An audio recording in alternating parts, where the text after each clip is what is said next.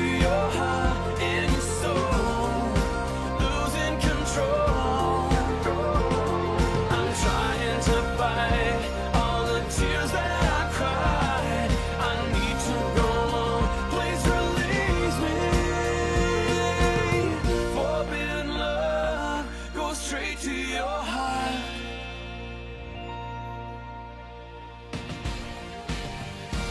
Das ist also dein Vater, ja?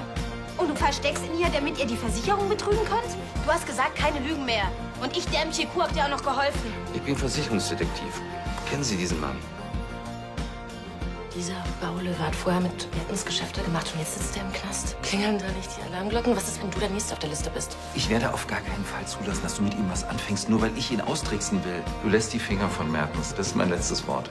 Schöne ist über die Tiefgarage entkommen. Alle verfügbaren Kräfte mobilisieren und sofort die Umgebung sichern. Bitte nicht, Frank, wenn Charlie runterkommt.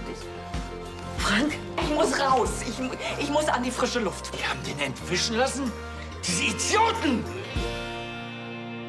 Elisabeth!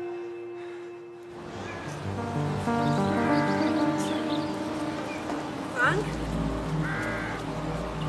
Frank, was ist denn passiert?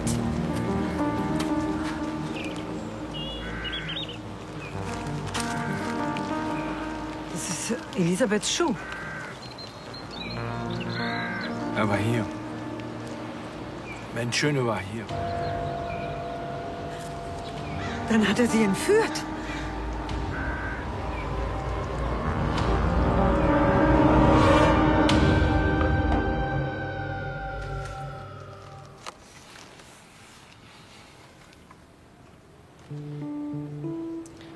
Sie überlegen recht lange. Ich begegne täglich sehr vielen Menschen.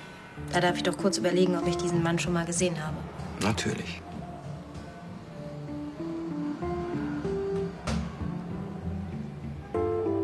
Tut mir leid. Ich kenne ihn nicht. Sind Sie sich da ganz sicher? Ganz sicher. Sonst hätte ich mir das Foto wohl nicht so lange angesehen. Das ist doch sowieso total absurd. Mein Vater ist bei einem Tauchunfall ums Leben gekommen. Sollte sich herausstellen, dass Ihr Vater doch noch lebt, droht ihm eine langjährige Haftstrafe wegen Versicherungsbetruges. Und im Übrigen sind Mitwisser, die die Tat verschleiern, automatisch Komplizen. Und somit machen sie sich mitschuldig. Schönen Tag noch. Danke.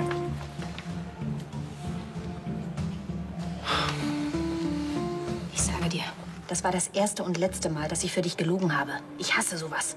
Ja, ich weiß. Es tut mir leid, dass ich Sie damit reingezogen habe. Ja, aber jetzt bin ich wieder raus. Ist der Versicherungsfritze weg? Ja, danke, Rebecca. Bestens. Der Detektiv hat gerade angerufen. Er hat Alma gefunden. Was?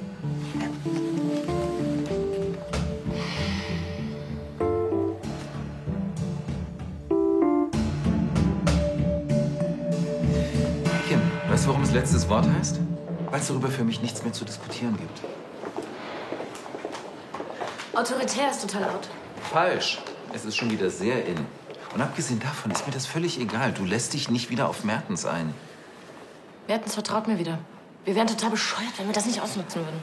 Kim, er weiß doch, dass du meine Tochter bist. Glaubst du im Ernst, dass er dir irgendwelche sensiblen Informationen auf dem Silbertablett serviert? Ja, ach nee, aber wenn ich ein bisschen nachhake, dann... Nein.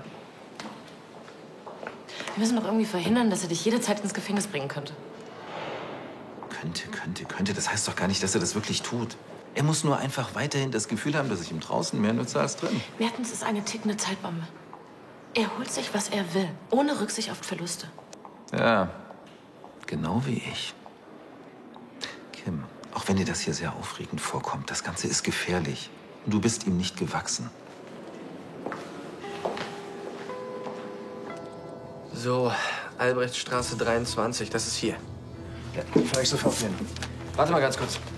Wenn dein Detektiv die Adresse von Alma rausbekommen hat, dann ist das doch für den Versicherungsheini ein Klacks. Du meinst, er würde mir dort vielleicht auflauern? Nochmal was anderes. Was macht dich überhaupt so sicher, dass du das Geld von Alma sofort zurückbekommst? Dass sie liebt mich? Ach so. Deswegen hat sie sich damit auch gleich aus dem Staub gemacht, ja? Na, so ist sie eben. Immer impulsiv. Genau das liebe ich an ihr. Und wenn sie wieder hier ist und sieht, dass ich hier nicht böse bin, wart's ab. Diesen grenzenlosen Optimismus, den hat Tim wohl von Ihnen geerbt, hm? Wobei, ich würde es ja eher naiv nennen. Sie sind fast geschnappt worden. Dein Bruder ist Polizist, wohnt nebenan. Wie lange wollt ihr noch so weitermachen? Bis ich mein Geld habe und dann wieder verschwunden bin. Das ist nicht ihr Geld. Das ist das Geld der Versicherung. Und die wird so lange nach Ihnen suchen, bis sie gefunden hat. Ja, aber was soll er denn machen? Er könnte sich zum Beispiel freiwillig stellen. Ja, wunderbar, dann geht er direkt in den Knast. Wer weiß, vielleicht bekommt er ja mildernde Umstände, wenn er sich selbst anzeigt. Ja, toll, dann sind es vielleicht 1, 2 Jahre weniger. Ihr könnt ja gerne weiter über mich diskutieren. Ich sage nur eins. Ich gehe nicht in den Knast. Da bin ich lieber weiter auf der Flucht. Der war schon immer so. Immer Freiheit. Tja, 3 Söhne von 3 verschiedenen Frauen. Darauf wäre ich auch gekommen. Aber vielleicht könnte ihm das Gefängnis erspart bleiben, wenn er die Versicherungssumme zurückzahlt. Das ist gut. Das ist richtig gut. Papa, dann müsstest du dich nicht mehr verstecken und du könntest hier bleiben bei uns in Düsseldorf. Dann wären wir alle zusammen wieder. Deine Brüder werden begeistert sein. Mit denen musst du dich eh wieder vertragen. Und wovon soll ich leben? Ey, du hast früher Tausende von Jobs gemacht. Wir werden schon was für dich finden. Mit dem Versicherungsgeld könnte ich mich in der Karibik zur wohlverdienten Ruhe setzen. Falsch. Weder wohlverdient noch Ruhe. Rebecca hat recht. Das ganze Versteckspiel und die Lügen. Damit ist jetzt Schluss. Was hat er gesagt? Ich soll die Füße stillhalten?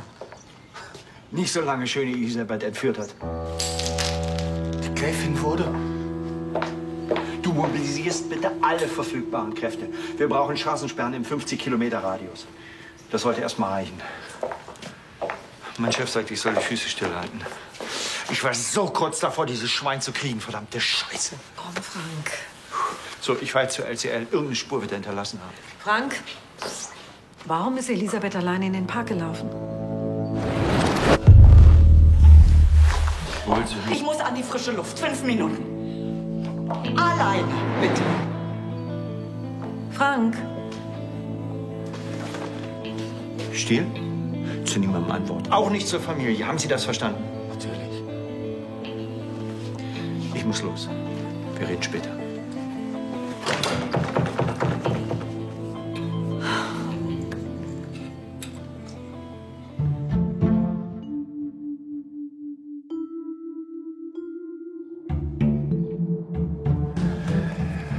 So oder so, ich muss mir das Geld von Alma zurückholen. Sonst kann ich es schlecht der Versicherung zurückzahlen. Ich bin immer gespannt, ob Alma sich überhaupt auf ein Treffen einlässt mit dir. Ihr wählt. Alma? Hey, schön dich zu hören, meine Süße. Ich bin's, Haro. Hallo? Sie hat aufgelegt. Warum wundert mich das nicht? Ich versuch's mal. Zack, zack, zack. Alma, hier ist Tim, Haros Sohn. Bitte leg jetzt nicht auf. Ich hab... Tja, wieso hättest du auch mehr Erfolg haben sollen? Ja, wenn wir Pech haben, ist sie mit dem ganzen Geld jetzt über alle Berge und wir haben sie auch noch gewarnt. Es gibt 1000 Gründe, warum sie mit mir nicht sprechen wollte. Vielleicht weiß sie von dem Versicherungsfritzen, hat Angst, dass ihr Handy abgehört wird. Oder sie schämt sich zutiefst, weil sie mich so über den Tisch gezogen hat. Oder sie hat dich einfach abgezockt und ist mit dem Geld weg. Nein, so ist sie nicht. Alma? Hier ist Rebecca von Lahnstein. Ich weiß, wir kennen uns nicht, aber hätten Sie einen Moment Zeit? Die Freundin gefällt mir immer besser. Die hat Schmackes. Das ist aber nicht meine Freundin. Das hast du bisher ja gut verhindern können. Chancenlos sieht das gar nicht aus. Sie ist zurückgekommen und jetzt telefoniert sie sogar mit Alma. Und das bestimmt nicht mir zuliebe. Ja, Alma, werde ich ausrichten. Tschüss. Ich konnte sie überreden, dass sie sich mit Ihnen trifft. Noch heute Abend auf dem Parkplatz am Grafenberger Wald. Wie hast du denn das geschafft? Ja, und wie kommen wir dahin? Also, ich habe kein Auto. Mit einem LCL-Lieferwagen natürlich. Was soll ich denn anziehen? Wieso? Diesen Klamotten kann ich doch nicht zu Anna gehen. Sie haben doch kein Date mit ihr. Sie müssen sie nur überzeugen, dass die Versicherung ihr Geld wiederkriegt. Ja, Alma ist immer noch die Dame meines Herzens. Und jedes Treffen mit Alma war und ist für mich wie ein Date. Ich kann unmöglich in diesem Aufzug bei meiner Alma erscheinen.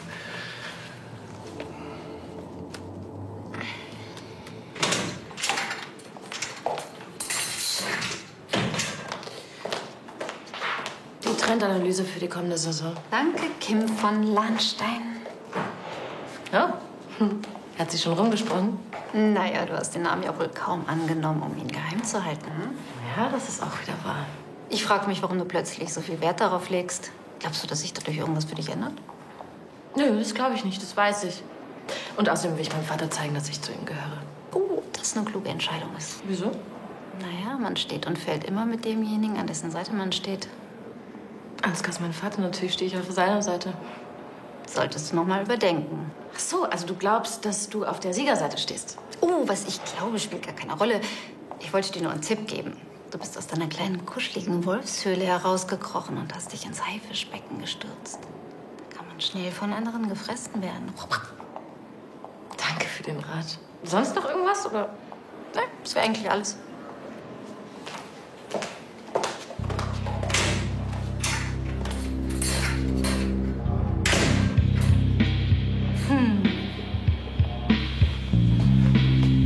War doch gleich klar, dass das in die Hose geht. Aber du musstest ja hier den Superbullen spielen. Ich hätte das Schwein fast gehabt. Fast hilft uns aber nicht weiter. Ich weiß, dass die Sache etwas aus dem Ruder gelaufen ist.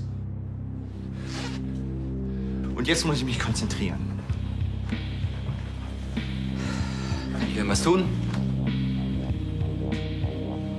Beruhigt die Leute in der Firma und sorgt dafür, dass niemand von der Entführung erfährt. Irgendwelche Spuren? Wir haben möglicherweise das Fluchtfahrzeug gefunden, 3 Kilometer vom Tatort entfernt. Und da drin befand sich ein einzelner Damenschuh. Den will ich sehen. Wenn dieser schöne Lösegeld will... Er will kein Lösegeld, Tristan. Der will Elisabeth. Das ist ein Stalker und kein Erpresser. Weiß er, dass Elisabeth ihn nicht will? Nein, weil er genau das verdrängt. Und solange er glaubt, dass Elisabeth ihn liebt, ist sie noch in Sicherheit. Es sei denn, sie weist ihn zurück. Mann, ey, ich hoffe, dieser Versicherungsermittler ist uns nicht gefolgt. Ja, bestimmt nicht. Das hätten wir sicher gemerkt. Außerdem hätte er schon längst die Polizei angerufen. Wie findest du den hier? Ey, Mann, Hauptsache er passt. Wie willst du mit dieser Einstellung eine Frau beeindrucken? Ich muss perfekt aussehen. Schließlich soll sie sehen, was sie verpasst. Ja, und wenn du dich jetzt hier nicht langsamer entscheidest, dann verpasst du dein Treffen mit Alma. Also, sobald Rebecca kommt mit dem Lieferwagen, müssen wir los. So viel Geld. Ich wüsste 1000 Dinge, was man damit anfangen könnte. Von denen du mit Sicherheit im Knast gar nichts hättest. Mensch, überleg doch mal. Wir hätten einen Haufen Kohle und ein Auto. Es wäre ein leichtes, einfach abzuhauen und irgendwo neu anzufangen. Ey, ich habe aber gerade erst hier neu angefangen. Wir fahren mit dem Wagen bis Rotterdam und schiffen uns von da in die Karibik ein. Du könntest doch eine Taufschule aufmachen und ich... Das werden wir nicht tun, Papa. Aber... Ich werde Rebecca mit Sicherheit nicht nochmal anlügen. Wir können dankbar sein, dass sie uns überhaupt noch hilft und dich nicht angezeigt hat. Und jetzt leiht sie dir auch noch so einen wahnsinnig teuren Anzug. Das ist mega nett von ihr. Mein Junge, dich hat's ja schwer erwischt.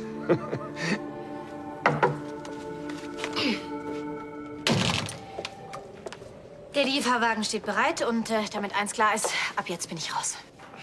Danke. Ich hoffe, ich kann mich bei dir nochmal revanchieren. Er ist es.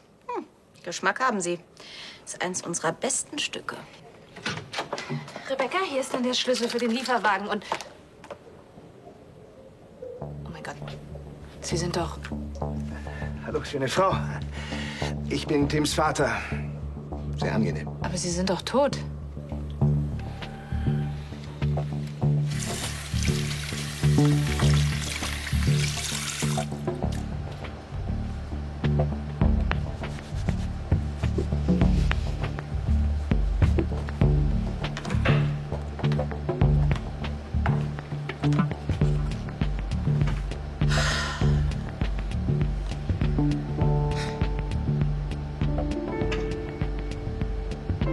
Kim von Lahnstein.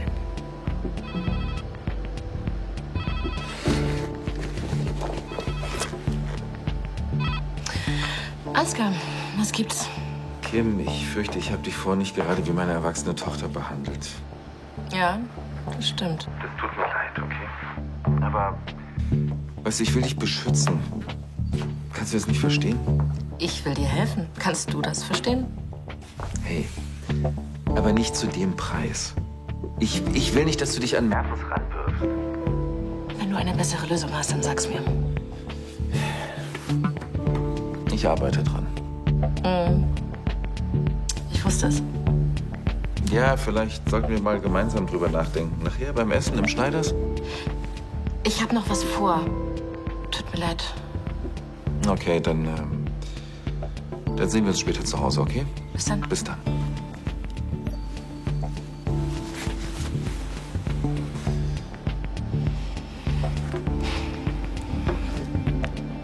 Kim von Lahnstein. Tu, was du tun musst.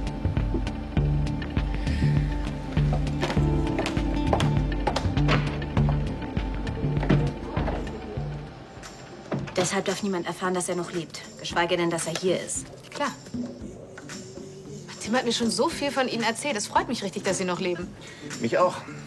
Das klang jetzt total blöd, oder? Nein, gar nicht. Ist doch wirklich schön, wenn sich jemand freut, dass ich noch am Leben bin. Auch wenn ich damit einigen Ärger verursache. Aber dass du bei so einer illegalen Aktion mitmachst, das hätte ich jetzt nicht vermutet. Ich nehme das jetzt mal nicht als Kompliment. Und, seid ihr fertig? Ich habe hier noch einen Job zu erledigen. Ich bin startklar. Okay, dann sind hier die Autoschlüssel. Und ich brauche noch deinen Führerschein für die Versicherung. Hast du nicht dabei, oder? Er wurde mir neulich abgenommen. Das ist jetzt nicht dein Ernst.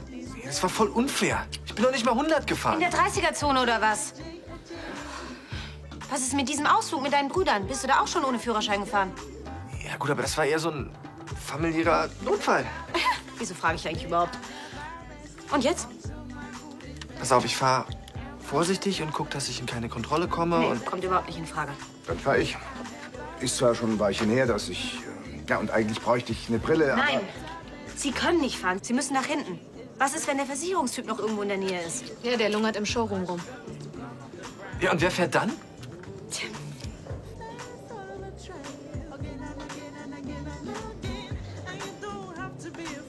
Was? Nein, das kommt überhaupt nicht in Frage.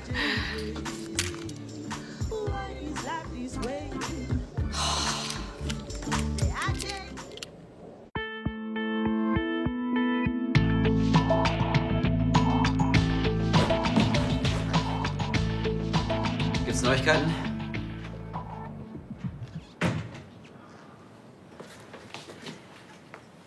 Von mir erfährt niemand was. Der Schuh in dem Auto war von ihr. Das heißt, diese Irre hat es doch noch geschafft. Schöne muss das Fahrzeug gewechselt haben. Die Kollegen sichten das Material sämtlicher Überwachungskameras der Gegend. Was ist mit dir? Ich kann erst mal nicht zu, bis mein Vorgesetzter mit mir geredet hat. Kleine Disziplinierungsmaßnahme? Wie sieht's aus? Kann ich von hier arbeiten? Natürlich. Wenn du irgendwas brauchst, sag mir Bescheid.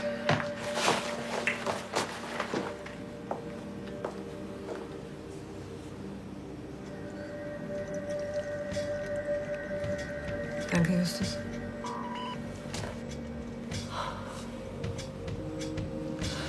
Frau Schneider, vielleicht wäre es besser, wenn Sie wieder nach Hause fahren. Sich ein wenig ausruhen. Justus, zu Hause gehe ich doch nur die Wände hoch vor Sorge. Außerdem erfahre ich ja hier am ehesten, wenn es was Neues gibt. Natürlich.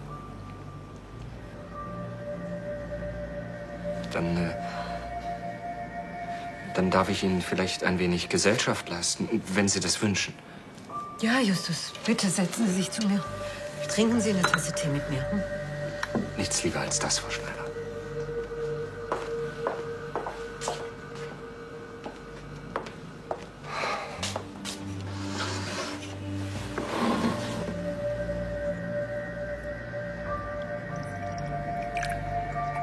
Genau an der Ecke haben wir das erste Fluchtfahrzeug von ihm gefunden. Und mit dem zweiten ist er wahrscheinlich schon über alle Berge. Das sollen wir vielleicht aber auch nur glauben. Schöne liebt Ablenkungsmanöver. Eine lange Autofahrt mit Elisabeth ist viel zu gefährlich für ihn. Ich wette mit dir, dass er noch irgendwo in der Nähe ist. Und in der Nähe heißt? 3 Kilometer Radius von der Innenstadt. Ziemlich große Gegend. Tanja, was kann ich für dich tun? Du gar nichts. Ich will zu Elisabeth. Scheinbar ist sie wieder zu sprechen. Nein, ist sie nicht. Du musst leider mit mir Vorlieb nehmen. Ich denke gar nicht dran. Ich wollte mir sowieso einen Kaffee holen. Reden wir unten. Tristan, ich will keinen Kaffee und ich will doch nicht mit dir quatschen. Aber ich begreife es einfach nicht. Wir waren die ganze Zeit bei ihr.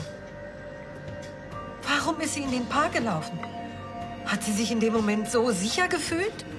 Und warum ist Frank ihr nicht gefolgt? Er ist sonst übervorsichtig. Wahrscheinlich ist es unmöglich, einen Menschen jede Sekunde zu beobachten.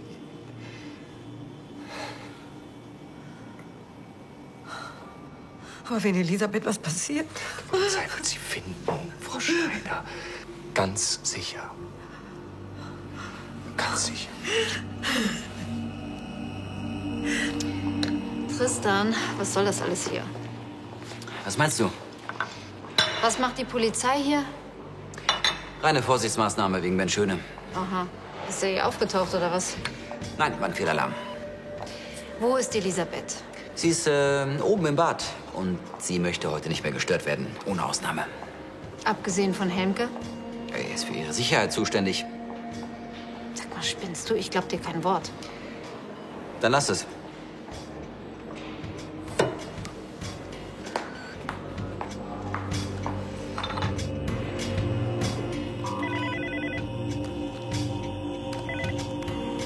Und was sagt das Labor?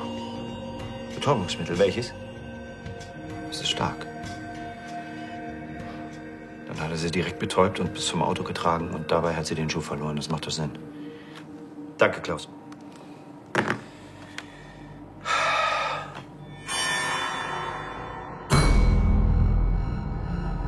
Wo hast du sie hingebracht?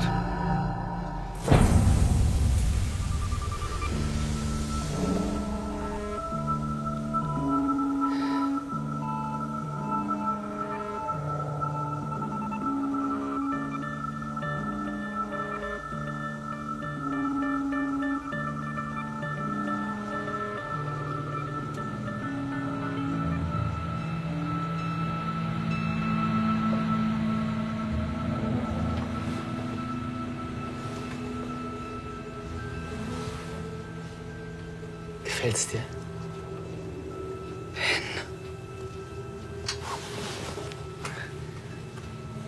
Heute ist ein ganz besonderer Tag für uns beide. Das weißt du doch sicher. Vor einem Jahr. Ja. Vor einem Jahr haben wir uns kennengelernt. Das Schicksal hat es so gewollt. Und das Schicksal hat heute dafür gesorgt, dass wir endlich wieder zusammen sind.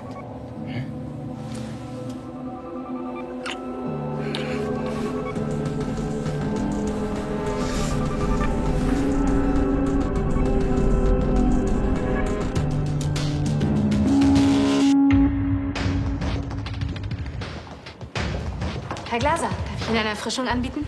Ach, das ist sehr aufmerksam. Vielen Dank. Ist doch selbstverständlich, wenn Sie hier schon so lange warten. Ah, Sie könnten auch mit mir im Aufenthaltsraum warten, wenn Sie wollen. Ich würde Sie dann persönlich rüberbringen. Das ist sehr verlockend. Vielen Dank. Aber ich muss gleich wieder raus an die frische Luft.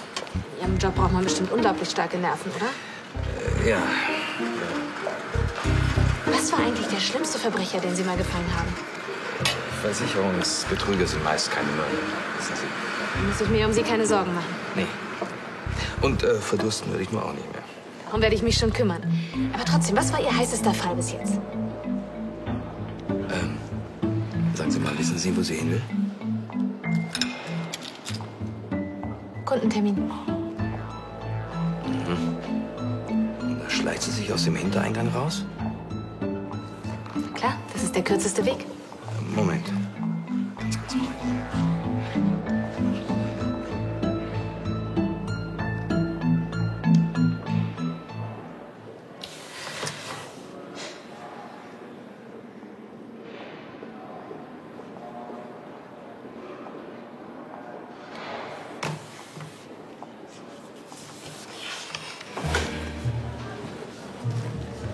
Bringen Sie mir einen Gin Tonic? Wir beide haben vieles gemeinsam. Zum Beispiel? Dieselben Vorlieben. Jedenfalls, wenn es um die Wahl des Restaurants geht. Wir wissen genau, was wir wollen und wir bekommen es. Sind Sie sich da sicher? Absolut sicher. Wir lassen uns nicht durch Hindernisse abschrecken und wir erreichen am Ende immer unser Ziel. Und was genau sind Ihre Ziele? Und eines davon könnte ich Ihnen sofort verraten. Ich denke, das ist mir auch so klar. Danke. Aber vielleicht haben wir ja abgesehen davon auch sonst dieselben Ziele. Das könnte durchaus sein.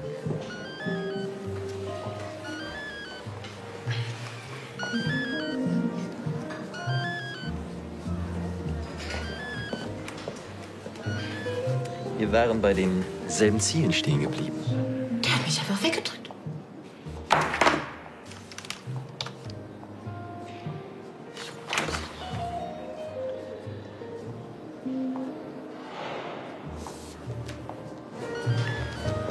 Da ist aber jemand hartnäckig. Vielleicht ist es wichtig. Herr Mertens. Warum so förmlich? Ich bin's, Kim. Hallo. Was gibt's? Stellt gerade? Um ehrlich zu sein, ja. Ich wollte eigentlich nur fragen, ob wir uns treffen wollen. Heute Abend. Wenn ich mich recht erinnere, hast du mich das letzte Mal abblitzen lassen.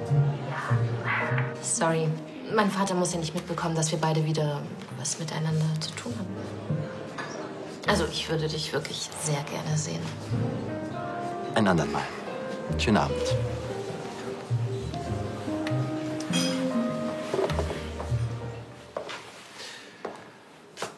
Hatte ich mich nicht klar ausgedrückt? Du hast versucht, dich mit Mertens zu verabreden. Du hast mich belauscht.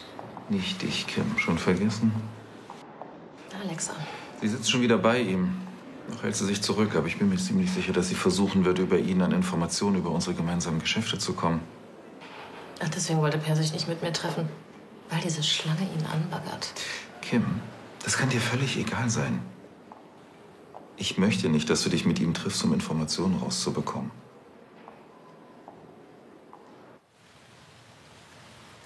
Immerhin reden sie miteinander. Dank deiner Hilfe. Ihr habt mir keine andere Wahl gelassen. Oh, doch, die hattest du. Du hättest meinen Vater auch einfach an den Versicherungsheini verpfeifen können. Dann wärst du jetzt nicht hier. Wäre gar keine schlechte Idee gewesen. Rebecca, ich weiß, dir ist das alles nicht leicht gefallen. Aber du hast es trotzdem getan. Warum?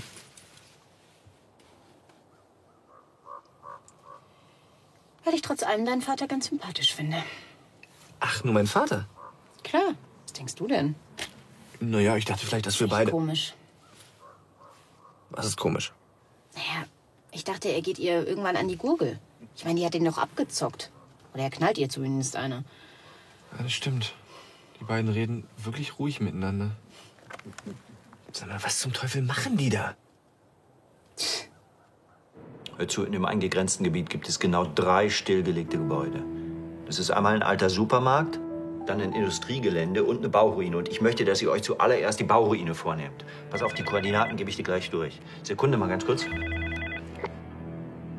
Hör zu, das ist Kramer, da muss ich dran gehen. Wenn alles gut geht, bin ich gleich bei euch draußen. Und Ende.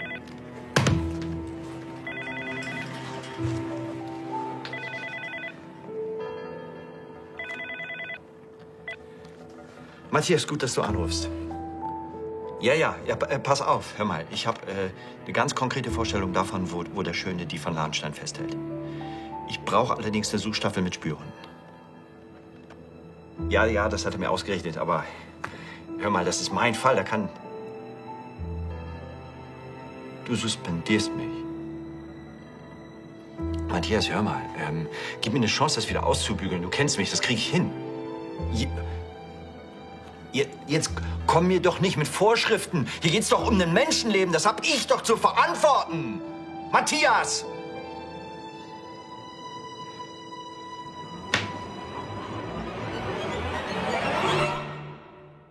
Du hast selbst gesagt, dass du mich nicht wie ein kleines Kind behandeln willst. Also tu es auch nicht. Kim, dann benimm dich nicht so. Ich hatte dir ganz klar verboten, dich an Mertens ranzumachen. Entschuldigung, aber merkst du eigentlich irgendwas? Nein, was denn? Logik? Wenn ich mich deinem Verbot widersetze, bin ich unreif, okay? Und was bist du dann? Kim, ich mach mir einfach nur Sorgen. Ja, das verstehe ich ja auch, aber ich bin erwachsen und kann meine Entscheidungen selbst treffen. Wenn ich einen Rat von dir brauche, dann werde ich ihn mir holen. Ich bin jetzt eine Lahnstein. Ja. Und ich bin auch sehr froh, dass du meinen Namen angenommen hast. Danke, das wäre alles. Danke. Haben Sie keinen Hunger? Oh doch. Bestellen Sie doch auch was. Ach so, nein, gegessen habe ich schon.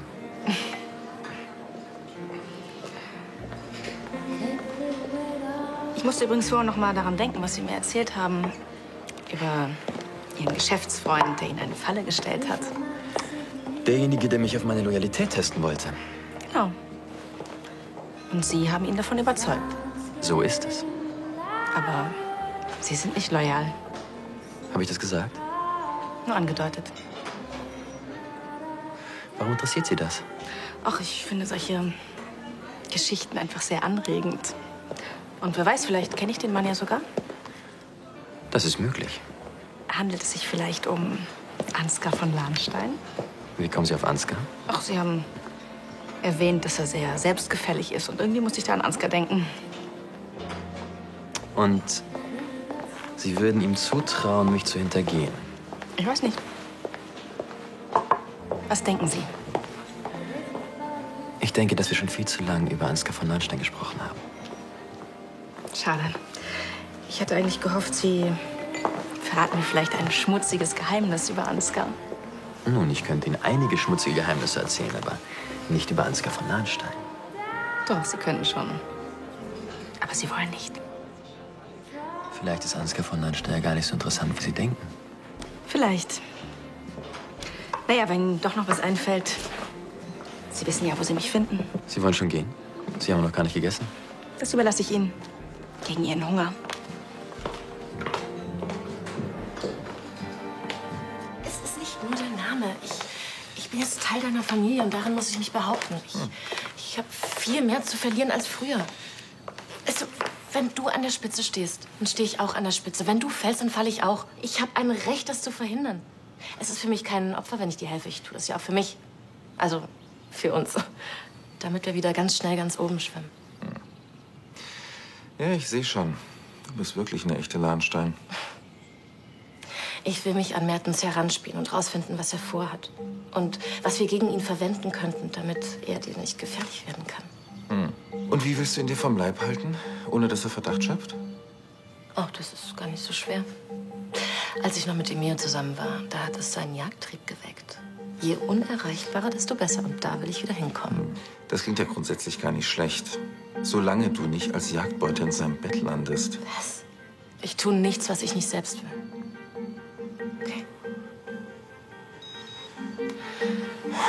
Okay.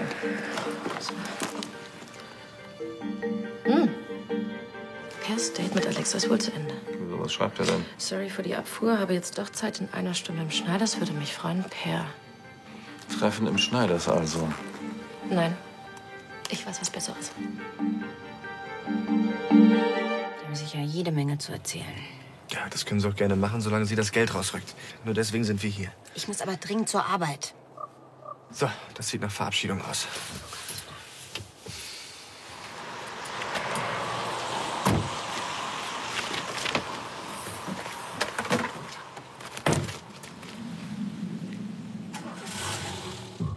Und wie ist es gelaufen? Geht sie das Geld holen? Nein, sie hat es nicht mehr. Was bitte? Naja, sie hat es an ihre Familie in Guatemala verteilt. Die Familie ist riesig und bettelarm. Das heißt, das Geld ist weg? Ein bisschen hat sie noch. Das wollte ich ihr nicht wegnehmen. Ich hatte das Gefühl, sie braucht das Geld dringender als ich.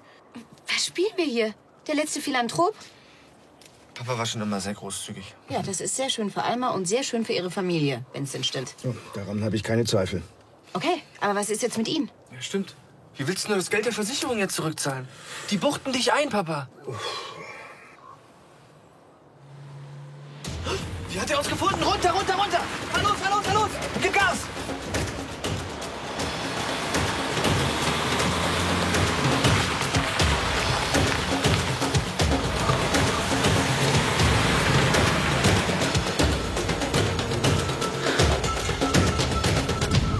Oh Gott. Was hast du mir gegeben? Ein Betäubungsmittel. Tut mir leid, aber das ging wirklich nicht anders. All diese Leute, die verhindern wollen, dass wir zusammen sind. Weil sie uns unser Glück nicht gönnen, haben sie dir Lügen über mich erzählt. Egal. Jetzt bist du ja hier. Es soll dir an nichts fehlen. Champagner? Nein.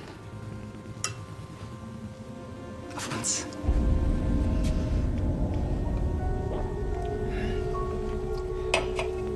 Auf viele weitere schöne Jahre? Nein, ich möchte nicht. Ach, du bist ja noch ganz benommen, mein Liebling. Die Hälfte, na komm. Bitte. Zum guten Tropfen darf man sich doch nicht entgehen lassen. Aber das war natürlich noch nicht alles. Ich bin gleich wieder bei dir.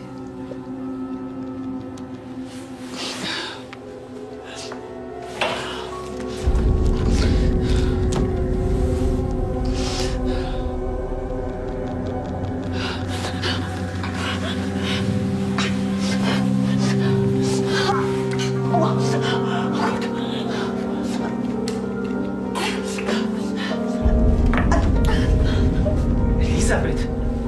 Gottes Willen, bist du gestürzt?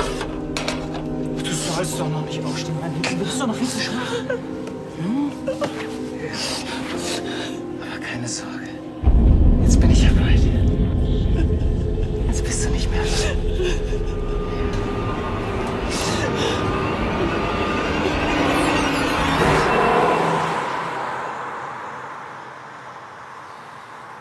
Vielleicht haben wir ihn abgehängt. So wie du Gas gegeben hast, kein Wunder. Ja, das ist doch richtig gut gemacht. Wenn ich irgendwann mal eine Bank überfalle und jemanden brauche, der den Fluchtwagen fährt, dann... Ich glaub dem kein Wort, ja? Der würde niemals eine Bank überfallen. Wieso mache ich das eigentlich? Vielleicht, weil du mich magst. Klappe. Ja, oder weil du mich magst. Papa? Ja, rein platonisch natürlich. Ja, ich hab's gesehen. Ein Lächeln. Gib's zu. Eigentlich macht dir unser kleines Abenteuer Spaß. Endlich mal raus aus dem grauen Alltag. Also mein Alltag ist überhaupt nicht grau. Der ist genau so, wie ich ihn mir vorgestellt habe. Na, es müsste aber endlich mal, ne? Er ist vorbeigefahren. Yes! Ja! Du bist die Beste. Lass uns los. Dann würde ich sagen, in die andere Richtung, oder? Geh los!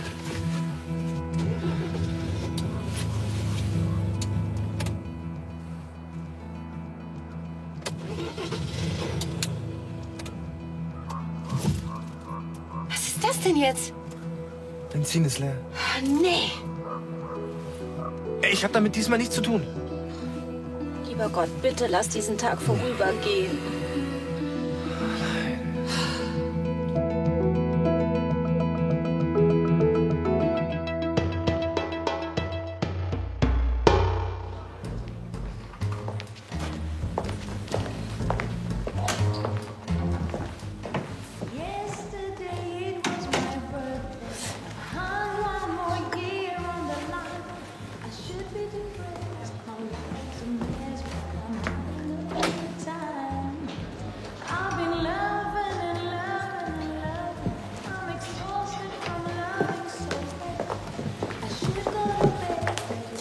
Danke für die SMS, aber ich bin schon verabredet.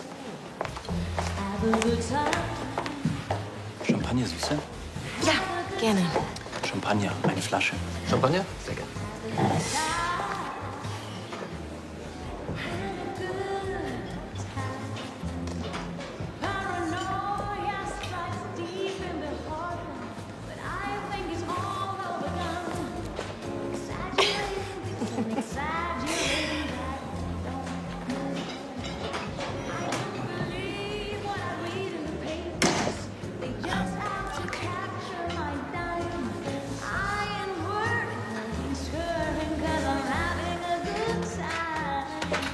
Und? Hast du was über sie erfahren? Gibt es Neuigkeiten? Wir können doch nicht einfach hier rumsitzen und abwarten. Ich kann nichts tun. Wer weiß, was sich in der Zwischenzeit abspielt. Hast du denn noch mal mit deinem Chef gesprochen, persönlich? Und, was sagt er? Hat mich suspendiert. Ach, wegen deines Alleingangs. Ich hätte dieses Schwein fast gehabt. Die Kollegen haben Anweisungen, nicht mit mir zu sprechen. Verdammte Scheiße. Das kann der doch nicht machen, dein Chef. Ich meine, du bist seit Monaten an Ben Schöne dran. Wenn einer ihn finden kann, dann doch am ehesten du. Ich kann nur hoffen, dass Elisabeth sein krankes Spiel mitspielt und ihn bei Laune hält. Irgendwie. Weiß sie denn, wie sie sich verhalten muss? Da haben wir ganz oft drüber geredet. Sie weiß, dass sie ihn nicht abweisen darf. Er glaubt immer noch, dass Elisabeth ihn liebt. Trotz allem. Wenn diese Illusion zerplatzt, dann wird er unberechenbar.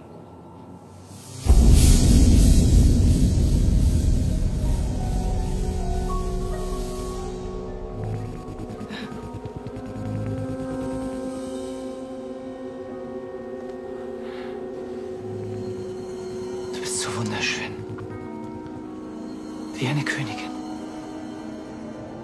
Meine Königin. Diesmal soll alles perfekt sein. Was hast du vor? Kannst du dir das nicht denken, mein Herz? Das Schicksal hat uns füreinander bestimmt.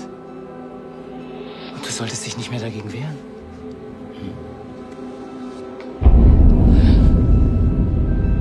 Ich will keinen einzigen Tag mehr ohne dich verbringen.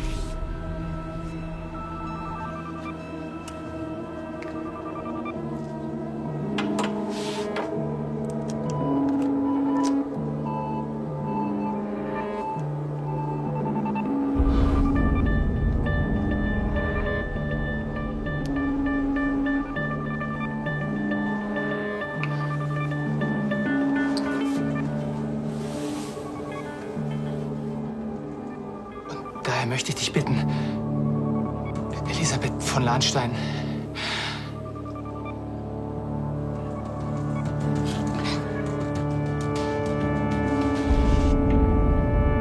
möchtest du meine Frau werden?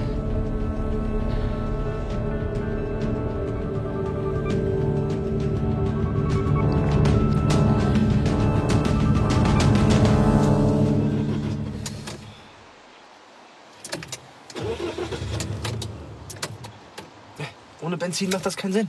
Echt? Schlauberger. Zur nächsten Tankstelle? Zu Fuß zu weit. Noch kein Empfang. Versuch du's mal. Na toll, das auch noch. Ja, dann fällt der Pannendienst wohl auch flach. Blöd. Blöd? Wir sitzen hier fest. Dieser Versicherungstyp, der wird jetzt bestimmt denken, dass ich euch unterstütze. Was ich auch wirklich tue, das darf doch alles nicht wahr sein. Es tut mir leid, Rebecca. Mir auch. Davon kann ich mir jetzt auch nichts kaufen. Und ich sage Ihnen, dieser Typ, der wird nicht locker lassen, bis er sie hinter Gitter hat. Und wir als Komplizen, wir bekommen auch mächtig Ärger. Wir sagen einfach, wir haben dich gezwungen. Ich bin so bescheuert, was hat mich da nur geritten? Und nein, ich habe es nicht für dich getan. Ich wollte einfach nur nett sein. Aber ich schwöre dir, das tue ich nie wieder. Ich sehe zu, dass wir wegkommen, okay? Schön. Und wie willst du das machen? Toll.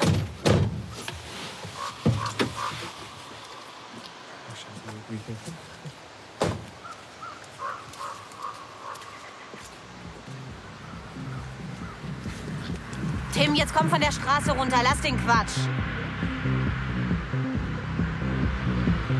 Tim!